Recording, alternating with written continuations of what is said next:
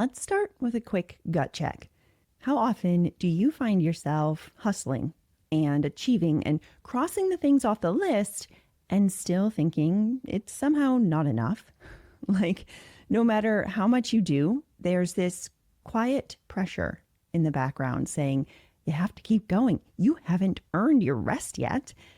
If you ever feel that invisible push, please know first and foremost, you are definitely not alone. That is the message that my ADHD brain navigates daily. And today, in episode 306 of the I'm Busy Being Awesome podcast, we're talking all about it. Specifically, we are taking a look at this sense of always needing to do more. And we're exploring it from a new perspective that really got my mind turning. And I have a feeling it's going to resonate with you as well. So let's dive in.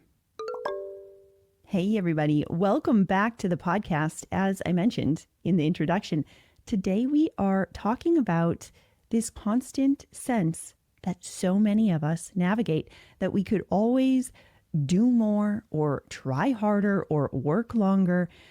And the inspiration for the episode comes from one of my favorite writers. His name is Oliver Burkeman. If you get my weekly emails from the Awesome Edit, you've probably heard me reference him before. But in his recent newsletter, he sent this piece titled, "Be a Disappointment." And honestly, it stopped me cold. If you're interested, I will link to the newsletter in the show notes.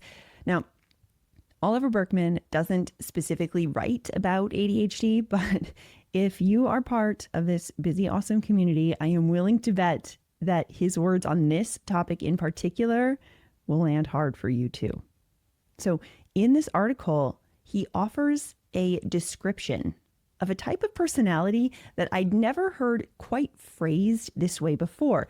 And that phrase is the insecure overachiever. Here's how he describes it. You're the sort who works hard, gets stuff done, and impresses others with your achievements, but that to some degree, for whatever combination of reasons having to do with upbringing or culture or DNA, you do it all because you feel that otherwise you won't quite have earned your right to exist on the planet. I'm going to read a part of that again.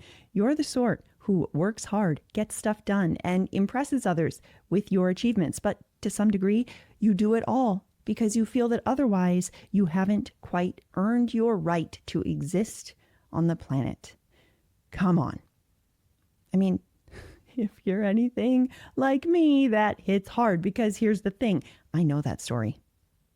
I have lived that story, and I see it show up time and time again in my clients. Brilliant, capable humans who feel like they're always behind, who carry this invisible pressure to constantly prove their worth by doing more.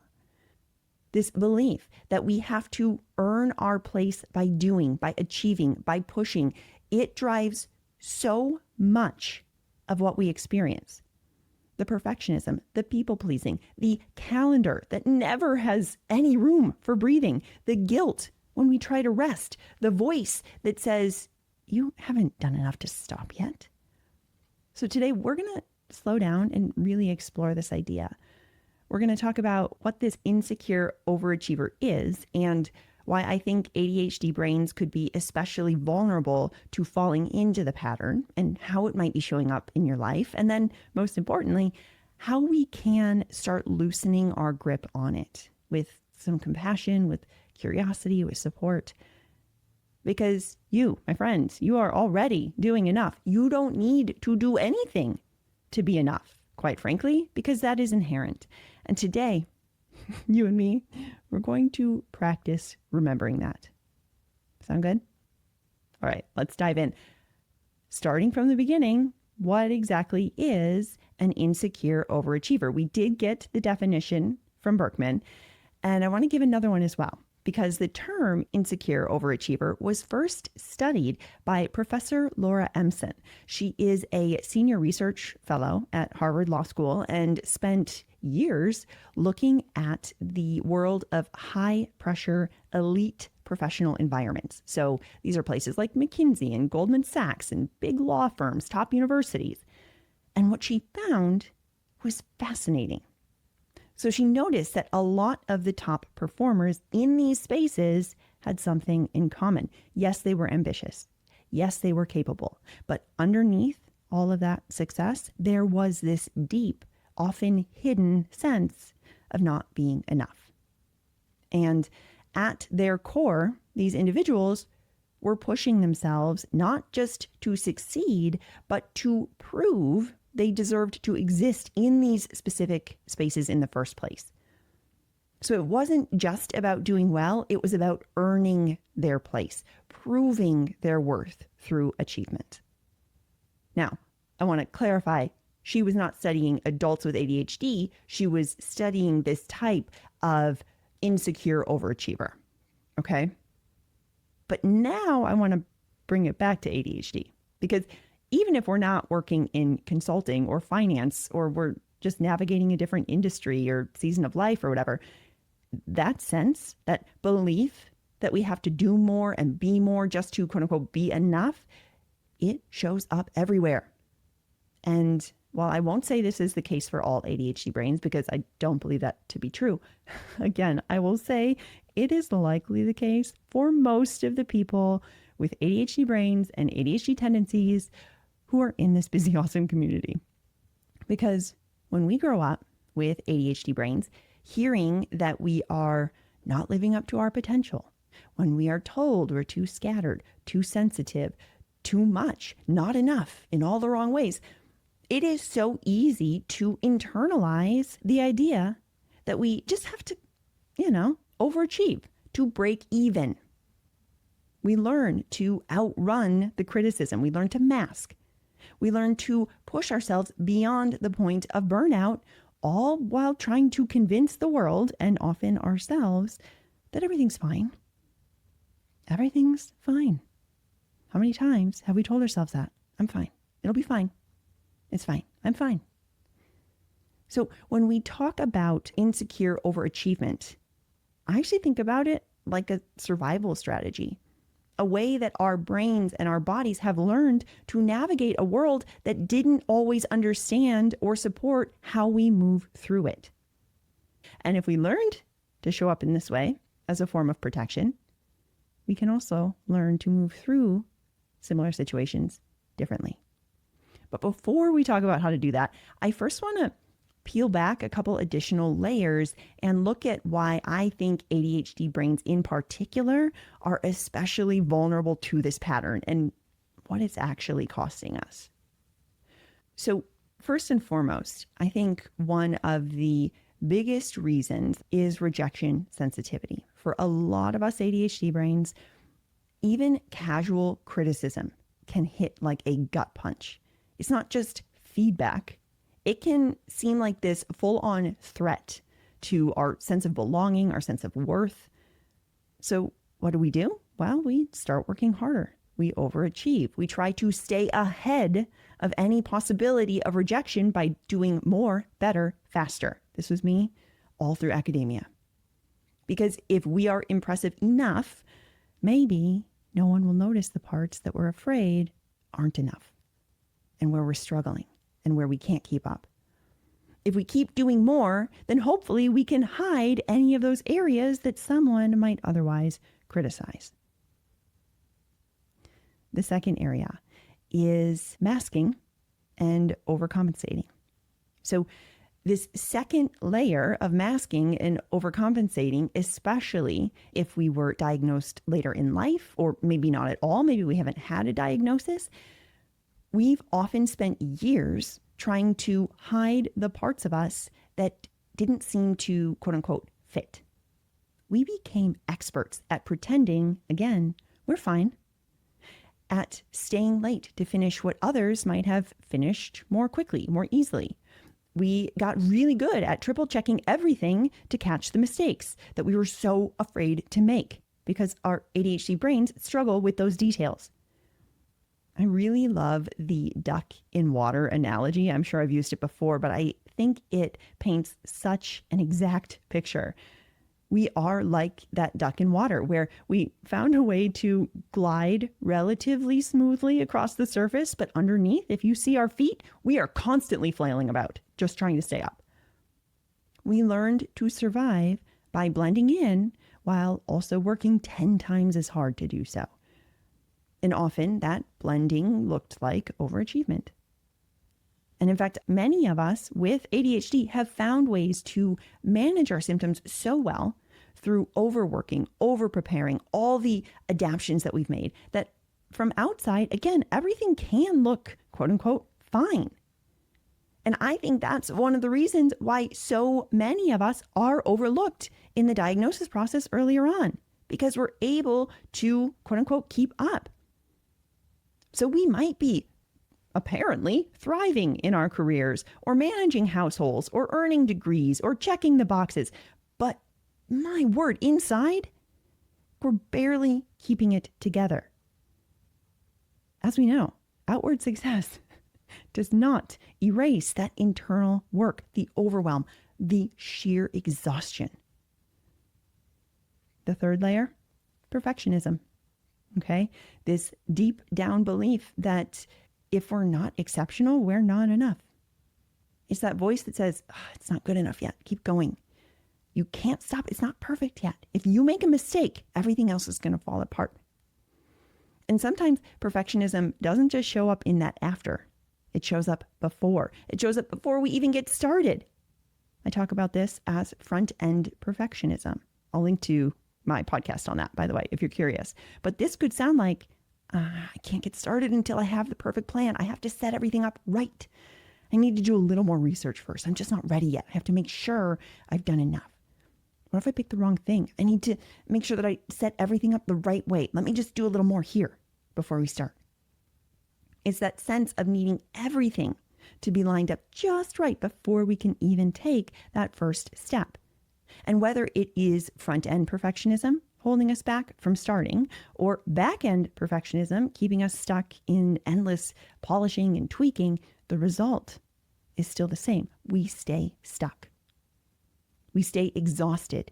And we keep reinforcing the belief that what we are right now isn't quite enough. And then we have our fourth layer of people pleasing.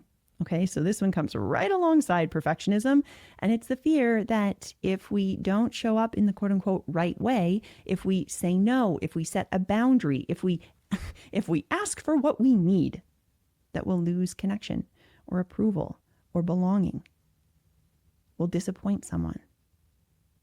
So we say yes. We take on more. We push through even when we're overwhelmed because we don't want to let anyone else down. So we let ourselves down instead. And just like perfectionism, that people-pleasing keeps adding to the invisible weight that we carry. The calendar that never has any breathing room. The guilt when we try to rest. That endless cycle of just one more thing before we give ourselves permission to stop. It's a cycle that feels safer in the short term, but it slowly drains our energy over time. Okay, I just threw so much at you. So if you're noticing a lot right now, if you're feeling feelings or whatever, I encourage you, take a moment and pause. Let's take a breath together, shall we? Look around, ground yourself back in this moment. Okay, so we've peeled back some layers. We've looked at rejection sensitivity and masking and perfectionism and people pleasing. Now I want to give us a chance to check in because some of you might hear this and think, yeah, I don't know if this is really me because, sure, it might be true for others, but I genuinely need to do more. Look how far behind I am on everything. Let's slow down for a minute, okay? If that is what your brain is saying, let's get curious, not judgmental. We're just going to get curious here and notice if any of these things sound familiar, okay? You might be navigating insecure overachievement if your brain tells you you have to earn your rest. And further, that you never do. Regardless of what you complete, it wasn't enough. Maybe you regularly receive praise and recognition, but you still feel super inadequate, or you still think you're always behind. I mentioned this earlier, but maybe you have a calendar that is so packed that there's just no space, no breathing room, no white space, no wiggle room for error. But also saying no and creating that space feels even scarier. Rest feels ridiculously uncomfortable, like you have to justify it by getting enough done first. And even when you accomplish something big, the celebration window, it is so tiny if it exists at all before you're already on to the next thing you quote unquote should be doing. You're probably juggling everything, but it's taking everything you have to keep up. And success doesn't actually make you feel secure. Instead, it just raises the bar for what's expected the next time. And again, if you're noticing yourself in a few or a lot of these patterns I just listed, I want to reinforce, doesn't mean you're failing, you're not doing anything wrong. It means you've been living in survival mode. You've been working overtime, maybe without even realizing it. Like I said, all through academia, all through that part of my life, I just thought that's what we had to do. That's just how it was. And let me tell you, that is exhausting. No wonder so many of us are so tired. And as we're talking about all of this, you might also be wondering, this kind of popped into my head as I was doing an outline for this episode. Hold on, aren't we just talking about imposter syndrome here? This kind of sounds like imposter syndrome. If you're thinking that, it's a great thought. It's a great question. There is some overlap here, but I also see them as a little bit different because insecure overachievement is more about this deep drive to constantly earn our worth. And we do that by doing more, achieving more, proving more, pushing harder. It's that hamster wheel of proving energy that we think we need to, again, prove that we deserve our place. And we think we have to do it over and over and over again as a hamster wheel. Now, imposter syndrome, on the other hand, this is the experience where even after we succeed, even after we get the promotion or the job, or we launch the business, or we finish the degree, we still believe that it wasn't really us. We just kind of managed to fool everyone, or we think it was luck or timing, or someone was just being nice, or it was a mistake. We pulled one over on them and we're terrified someone's going to find out that we're a fraud. By the way, I will link to my episodes on imposter syndrome as well in the show notes if you want to check those out. So while both of these situations grow from the root of this not enoughness, insecure overachievement says, I have to keep earning my place. And imposter syndrome says, I didn't actually deserve this place that I earned.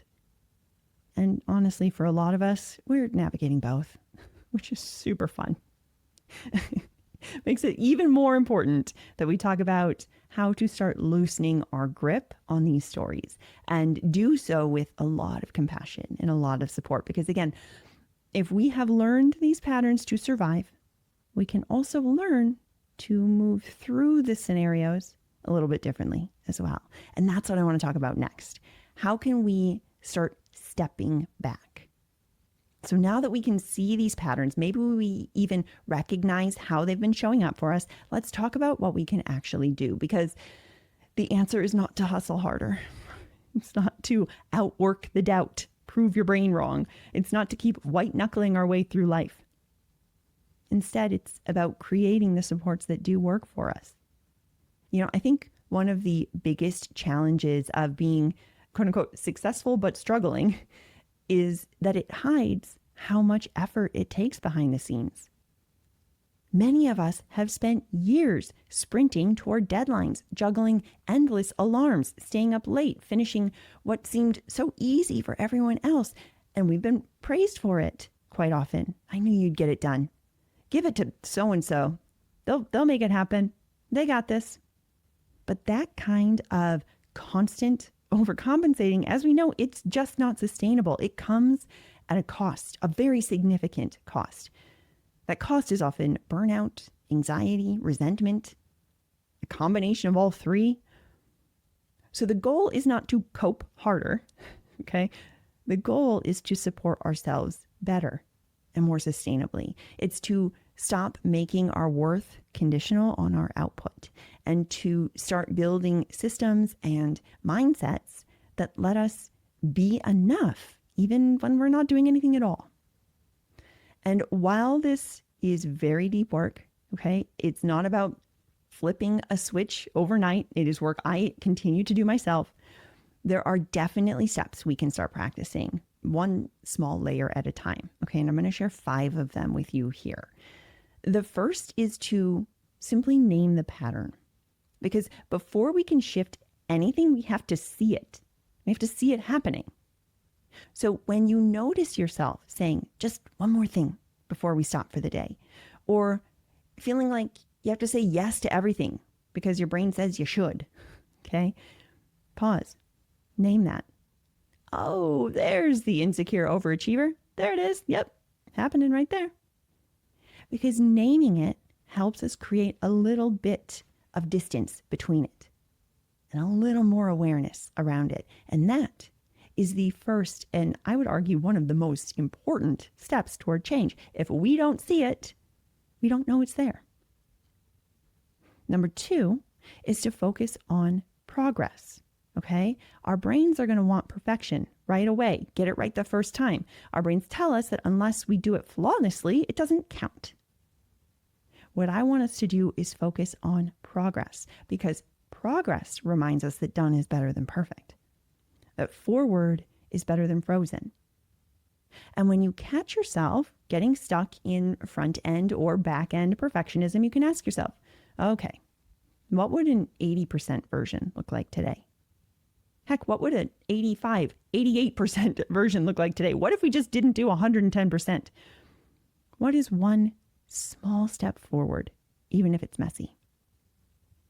Number 3, get support.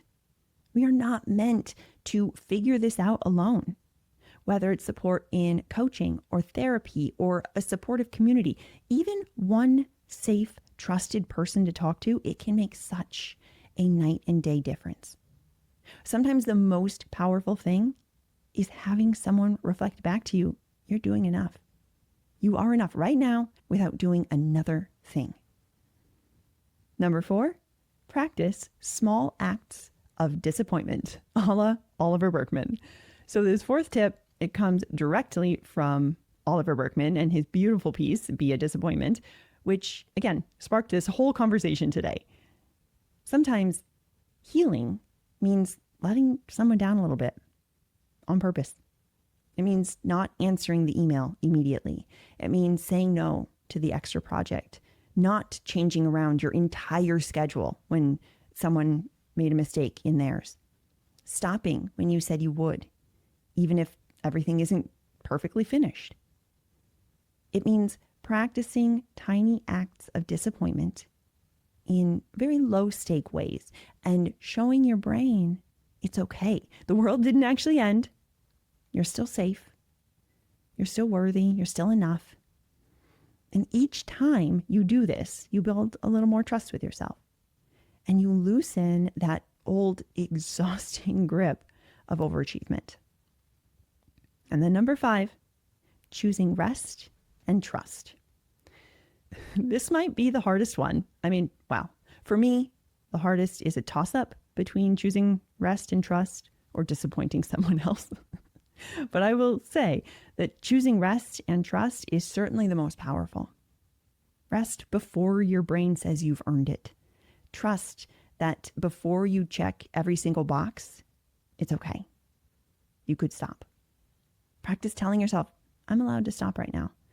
I don't have to do more. This is enough. I am enough. And listen, this is a practice. You may be physically cringing at what I just said in this episode. That's okay. All I ask is that you consider it and remind your brain that, like everything, we start small and we make changes through iteration. It's not a one and done. It is a slow unlearning, a slow remembering that your value is not something you have to earn. It's something you inherently have. And every small act of kindness that you offer yourself is a vote for that truth. So If there is one thing that I hope you take away from today's episode, it's this: you are already enough. You don't have to prove anything by doing more. You don't have to hustle your way into worthiness. You already belong exactly as you are. And I know remembering this can feel incredibly hard sometimes, especially when we live in a world that sends us a very different message. And that's why this work, this practice of loosening our grip, of choosing rest, of building trust in ourselves, that's why it matters so much. Not just once, not just today, but over and over as a way of being on our own side. And if you are ready to work on this at a deeper level, if you want support as you untangle these old patterns and build something that is truly sustainable for your brain and your life, I would love to help you do it. This is the kind of work we do together in coaching, building systems that actually support you, redefining what success looks like for you. You get to choose that definition. And practicing the radical, powerful shift of trusting that it's enough. And if this sounds like something you're ready to do, you can learn more about coaching with me, both one-on-one and in small groups, through the link in the show notes. Or you can head to I'mBusyBeingAwesome.com/coaching. All right, my friends, that's going to do it for us this week. And if you know someone who would really appreciate hearing this message, would you be a rockstar and send it to them? Maybe send it to them in a text message or snap a screenshot and share it on your Instagram stories. Either way, please know that I so appreciate you for both tuning in and for helping me get these strategies to even more busy, awesome brains who need them. Also, if you want to learn my simple step-by-step approach to lock in a routine and make it stick, be sure to check out my free course. It's called the ADHD Routine Revamp. You can tap through the link in the show notes or head to I'mBusyBeingAwesome.com/routine to sign up. Until next time, keep being awesome. I'll talk with you soon.